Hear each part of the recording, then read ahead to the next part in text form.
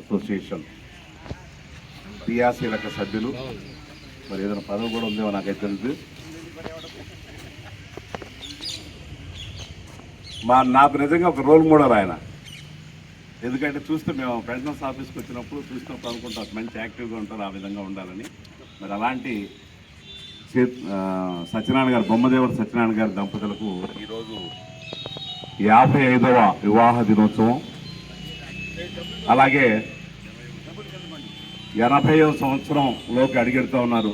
జన్మదినం సందర్భంగా కూడా ఆంధ్రప్రదేశ్ రాష్ట్ర ప్రభుత్వ పెన్షనర్స్ అసోసియేషన్ సంఘం తరఫున శుభాకాంక్షలు తెలియజేస్తూ మరి ఈ కార్యక్రమాన్ని ఏర్పాటు చేసినటువంటి శ్రీ కృష్ణ వాకర్స్ అసోసియేషన్ వారిని కూడా ప్రత్యేకంగా అభినందిస్తూ, మరి వారు ఎక్కడో తోట్లవల్లూరులో పుట్టి రకరకాల ప్రాంతాల్లో విద్యాభ్యాసం చేసి చివరికి గుడివాడలో స్థిర నివాసం ఏర్పాటు చేసుకొని అనేక సేవా కార్యక్రమాల్లో, అటు ఎన్జిఓ అసోసియేషన్ బిల్డింగ్ నిర్మాణ కార్యక్రమాల్లో కానీ అనేక కార్యక్రమాల్లో యాక్టివ్గా పార్టిసిపేట్ చేసి ఇవాటికి కూడా మా పెన్షనర్స్ అసోసియేషన్లో నిరంతరం ఆయన ఆఫీస్కి రానటువంటి వేరే పని ఉంటే రారేమో కానీ ప్రతిరోజు కూడా ఆఫీస్కి రావడం, మంచి మిత్రులందరితో చర్చించడం, మరి ఆరోగ్యానికి కూడా అదే ఒక టానిక్లా పనిచేస్తుంది. ఎందుకు ఫ్రెండ్స్తో మార్నింగ్ ఇక్కడ నడవటం, అక్కడ మాట్లాడడం, చక్కటి టైం పాస్ అవుతూ ఉంది.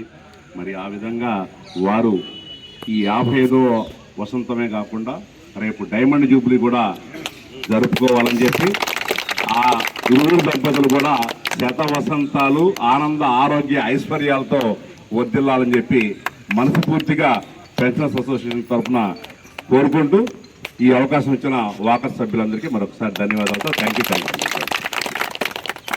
ఇంకెవరైనా పెన్షనర్స్ అసోసియేషన్ల వారు ఎవరైనా మాట్లాడాలనుకుంటే మాట్లాడవలసిందిగా కోరుతున్నాం.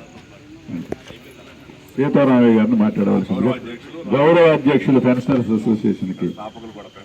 ఓకే.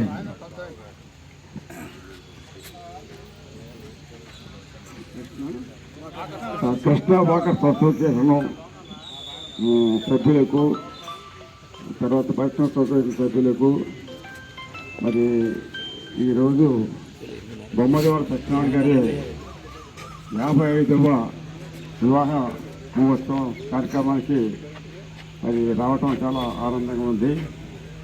ఆయన రొయ్యూరులో బొమ్మదేవర కుటుంబంలో పుట్టారు. తండ్రి గారేమో రాఘవయ్య గారు, తల్లి గారు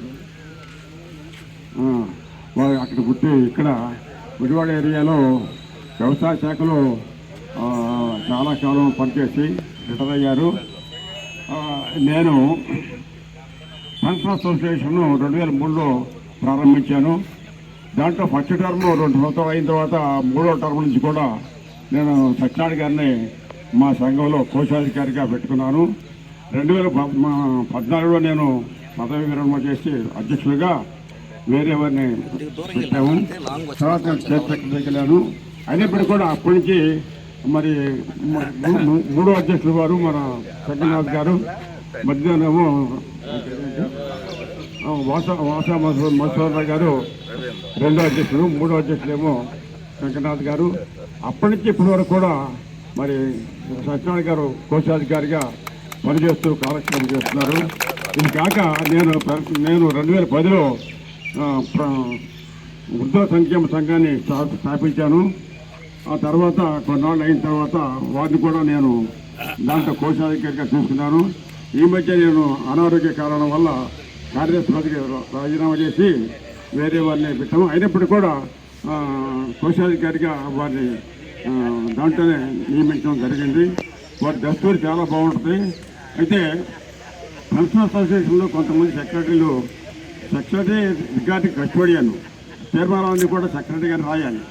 అయితే కొంతమంది సెక్రటరీలు టైంకి వచ్చి రాయిపోతే సత్యనారాయణ గారిని పిలిపించి మా ఇంటికి